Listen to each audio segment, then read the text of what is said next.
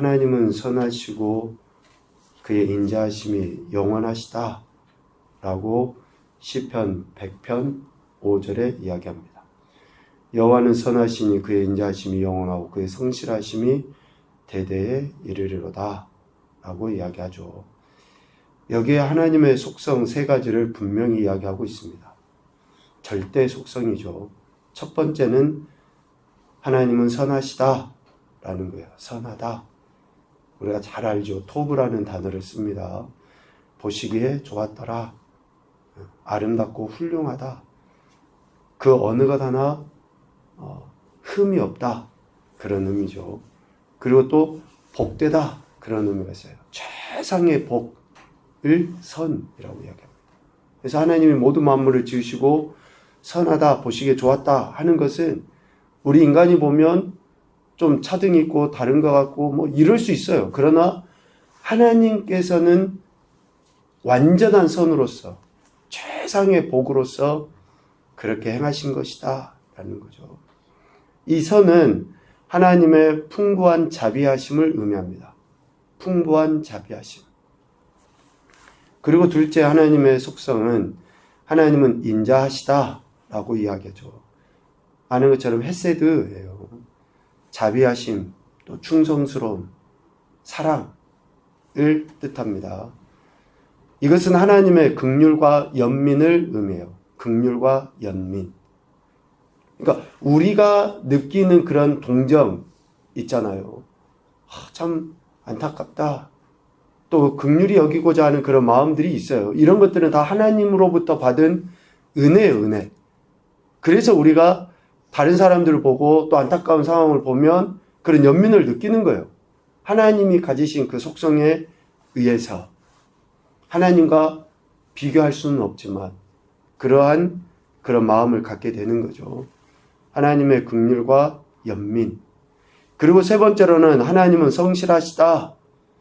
그의 성실하심이 대대에 이르리로다 하죠. 성실하시다 라는 것은 신실하다, 또 충성하다, 믿을만하다 그런 의미들이 있습니다. 이 성실하다라는 것은 한결같은 사랑을 이야기해요. 한결같은 사랑. 변하지 않는 한결같은, 또 어쩌면 차별이 없는 그러한 사랑을 이야기합니다. 선하시고 인자하시고 성실하신 하나님이시다.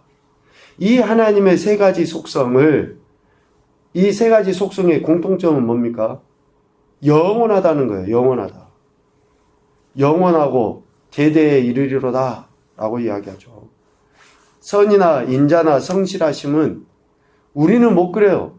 내가 기분이 좋을 때는 사랑도 있고 연민도 있고 자비도 있고 긍휼도 있고 그래요. 그런데 내게 조금 불편하다든지 내 감정이 상했다든지 내 형편이 어렵다든지 그러면은 우리는 신실하지를 못해요. 영원하지를 못해요.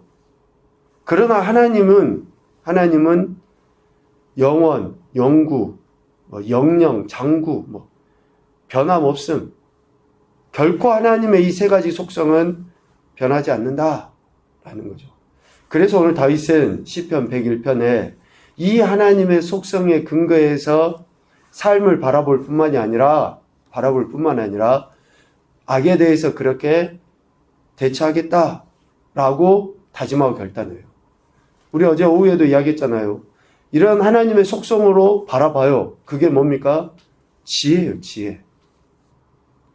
그 하나님의 속성으로 바라보는 것을 내 삶의 실제 현장에서 드러내 보입니다. 이게 뭐죠? 명철이에요.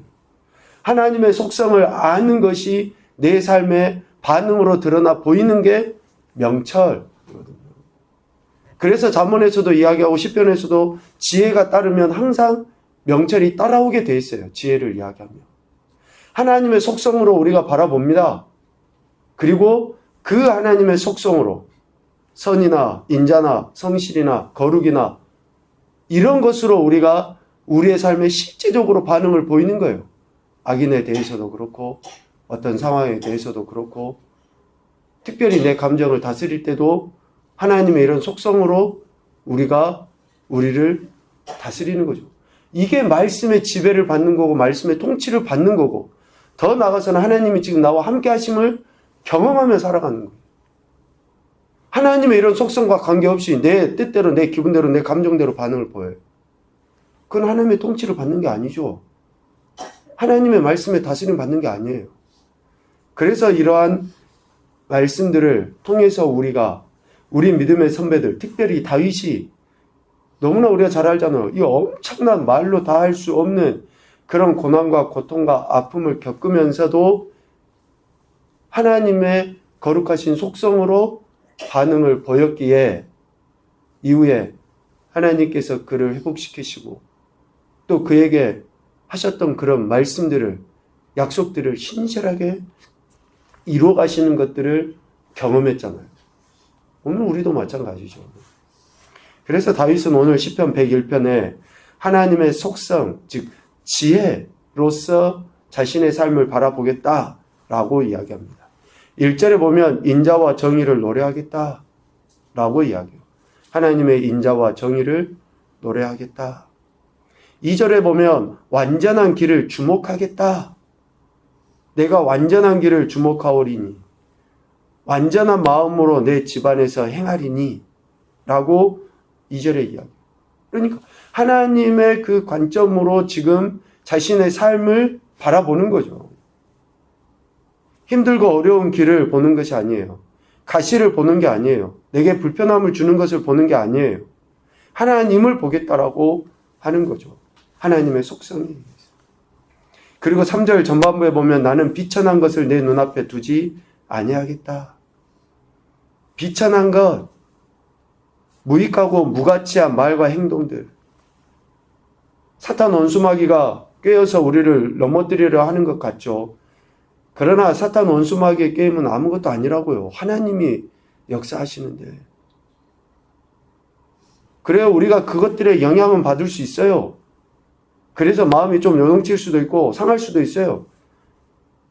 그러나 그들이 우리 마음 가운데 요새를 짓지 못하도록 해야 되고 혹시 지었다 할지라도 하나님의 말씀으로 그것들을 파해버려야 돼요. 그것들은 무가치하고 무익하거든요. 그런데 우리가 거기에 집중을 해요. 그 말에 집중을 하고 그 행동에 집중을 하다 보니까 계속 우리가 요동쳐 나가게 되는 거죠. 다윗은 그러지 않겠다라는 거예요. 하나님의 선, 인자, 성실하심에만 초점을 두겠다. 그러한 관점으로 자신의 삶을 보겠다라고 이야기합니다. 이런 관점으로 보기 때문에 자신의 눈앞에 악한 것들을 두지 않는 거죠. 그 악한 것의 행태가 누굽니까? 배교자들의 행위. 3절 하반부에. 그래서 적극적으로 그들의 행위를 미워하고 그 어느 것도 붙들지 않을 것이며 악한 일을 알지 아니하기로 결단해버려요. 결단해버려요. 과감하게 그렇게 잘라내버립니다. 연연하지 않아요. 옳지 않기 때문에. 자신을 무너뜨리려고 하는 것을 알기 때문에.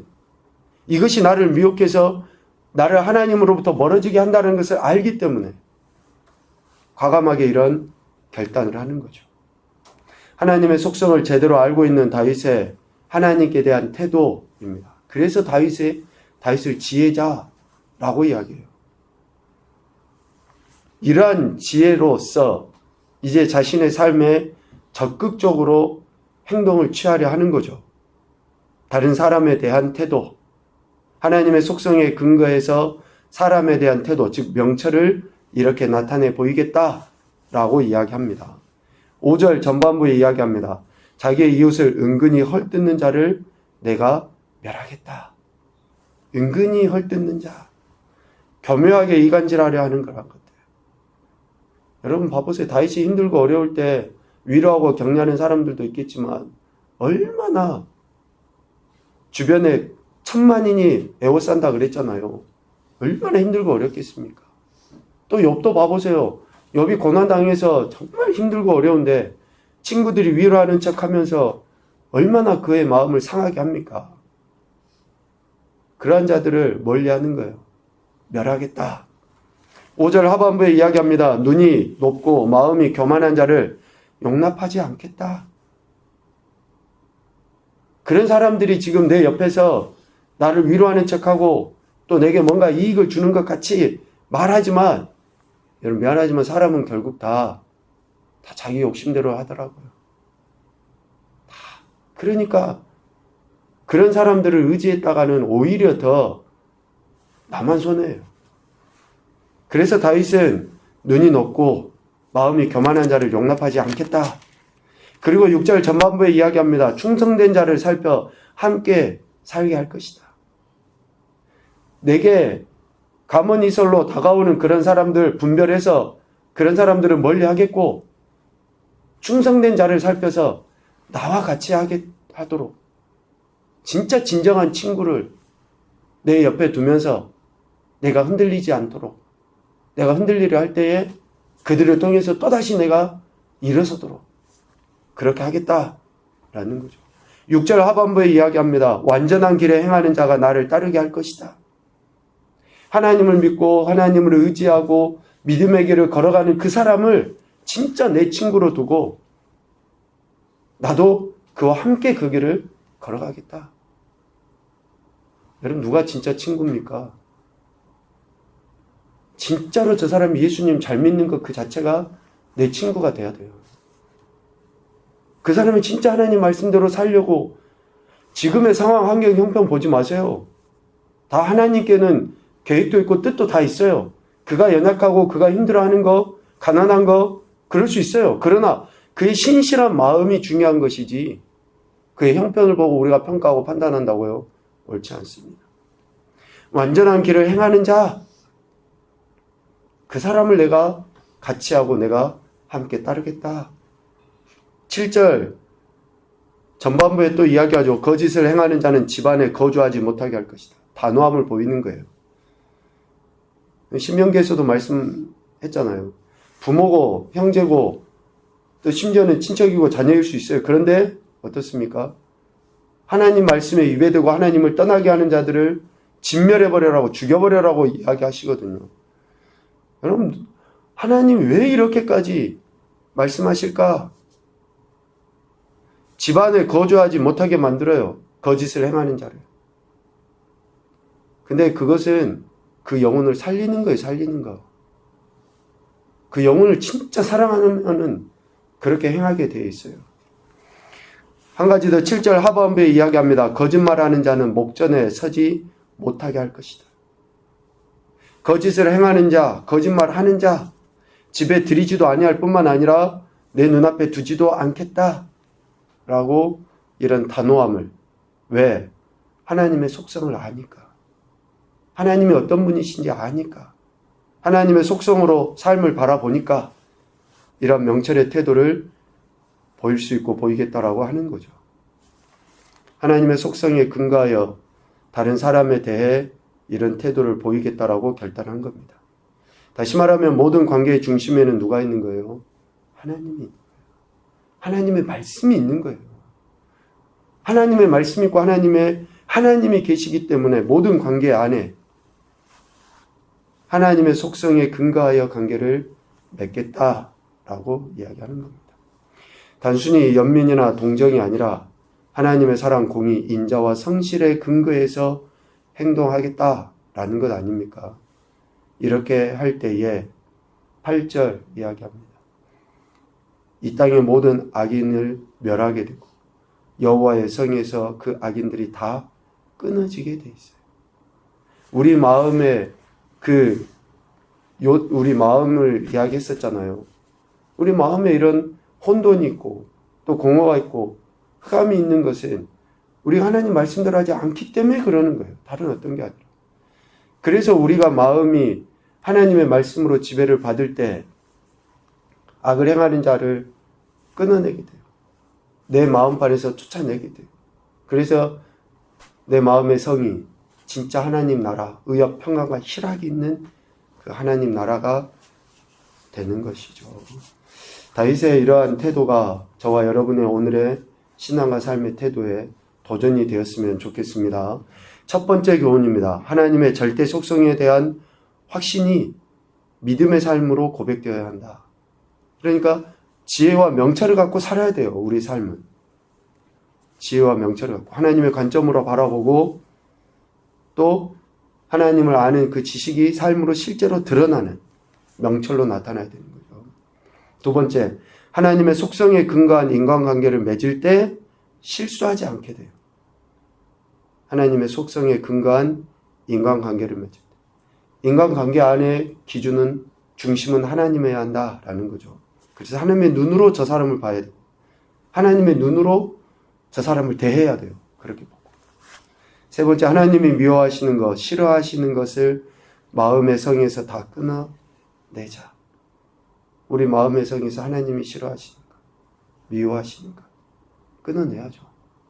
그런 작업은 하지 않고 은혜를 구하고 거기에다 뭔가 덧붙이려고 하면 그거는 나중에 또 틀림없이 더 크게 째내야지 될 상황이 생기게 됩니다. 그래서 지속적으로 하나님 미워하시는 것을 내 마음의 성에서 제거하는 작업을 해 나가야 한다라는 것입니다.